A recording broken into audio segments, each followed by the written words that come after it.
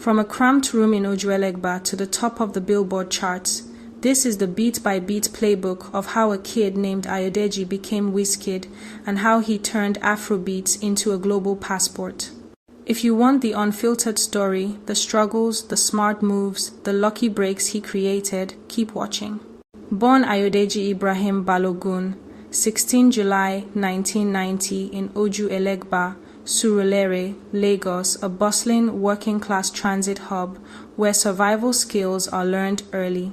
He grew up in a mixed-faith home with a Christian mother and Muslim father, a background that taught him balance and broadened his worldview. As a church kid obsessed with melodies, he formed Glorious Five with friends and caught a small collaborative project, the first proof he could turn neighborhood buzz into product. Back then, he went by Lil Prince. These years mattered because they gave him stage reps from church shows, an early grasp of recording, and the confidence to treat music like work, not fantasy. Teenage Wiz met producer OJB Jezreel in Surulere. OJB made him hang around the studio for a year without recording, a tough, humbling apprenticeship. He watched seniors like Two-Face Idibia track hits and learned song structure, mic control, and patience. That forced waiting sharpened his ear and discipline. He grew up devouring Fela Kuti, Bob Marley, and King Sunny Ade, not just the rhythms, but the economy of phrasing, the groove-first philosophy, and melody lines that sit in the pocket. This palette is why even Wiz's pop records feel percussive and deceptively simple.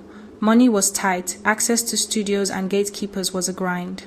He dropped out of LASU, later left Lead City University after 2 sessions, choosing uncertain hustle over a safe path, a risky move that upped the pressure to deliver. In 2009, Wizkid signed to Empire Mates Entertainment, Banky W's label.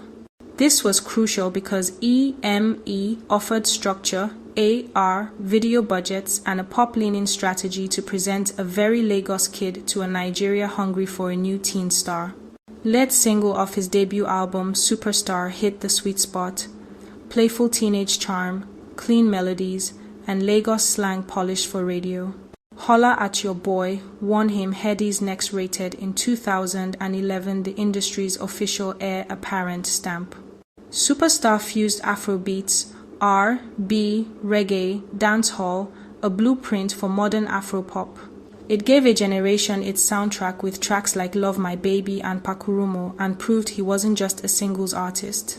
It's widely remembered as the arrival of a new kind of Nigerian pop star who could be streetwise and clean-cut at once.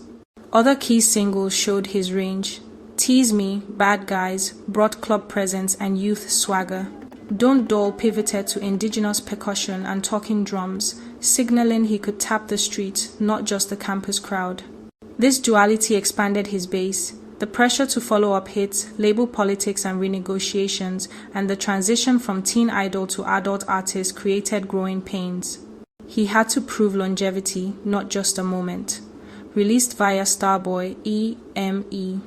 In September 2014, his second album Ayo was a bigger, glossier canvas with features from Femi Kuti, Akon, Wale, Tyga, and more. Critical reactions were mixed, but strategically it positioned him as continental royalty ready for export. Ojuelegba distilled his origin story, the hustles, the bus route, the dream, into a humble, mid-tempo prayer. It peaked on Capital Extra's Afrobeats chart and became a street-to-global anthem because it felt true and unrushed. Fans heard hunger without bitterness, gratitude without corny motivational talk. With fame came relentless touring across Africa and the diaspora, constant collaborations, and a near 24/7 social presence.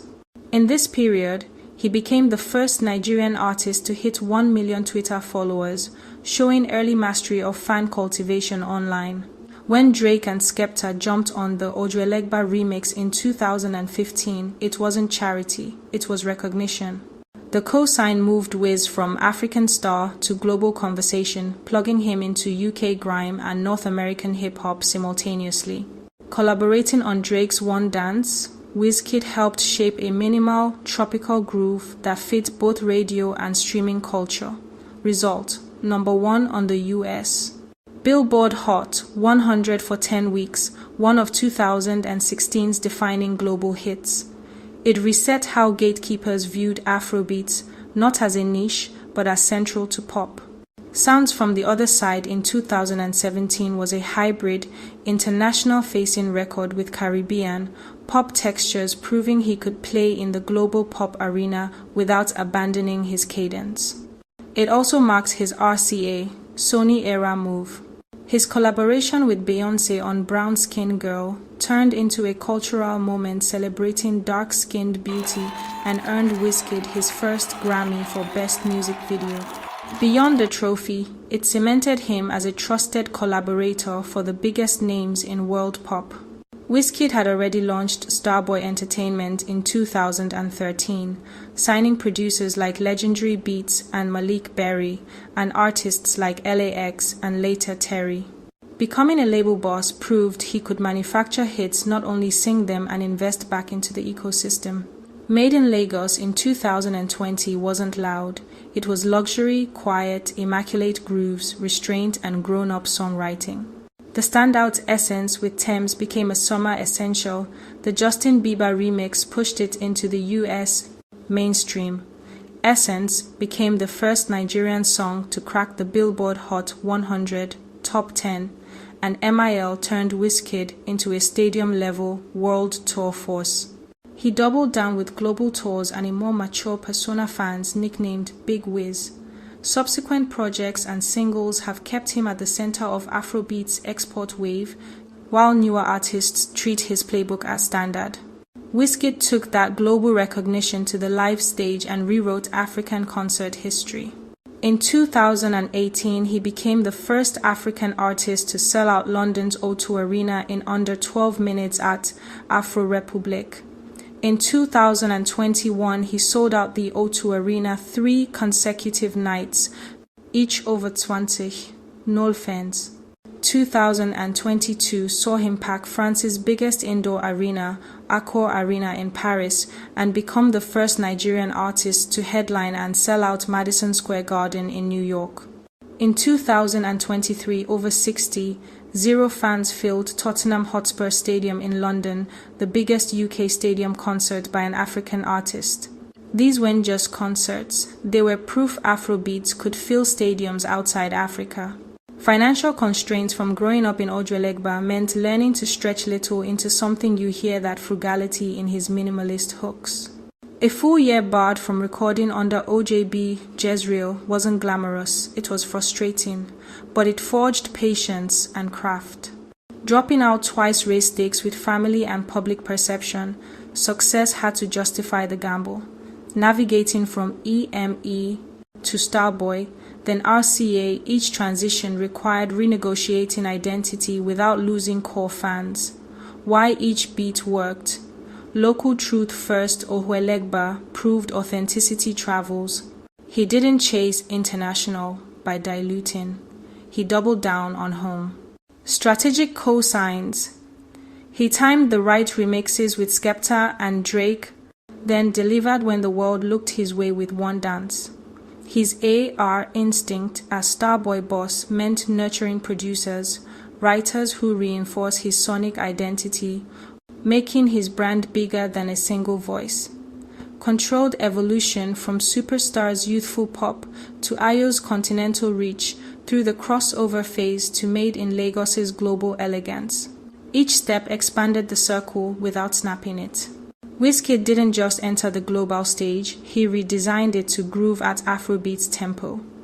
He proved a Lagos story could top US charts, that minimal hooks can shake stadiums, and that an artist can be a scene builder, signing producers, mentoring talent, and exporting a sound without watering it down. For African artists, his path is a map. Invest in craft, lead with truth, choose cosigns wisely, evolve without erasing yourself. That's the Big Wiz blueprint, and that's how a boy from Ojuelegba became a compass for the world. Wizkid didn't just get into the global charts, he redesigned the map so Afrobeats could be a permanent capital of pop music. He proved that authenticity travels, that smart collaborations can open new worlds and that you can evolve without erasing your roots.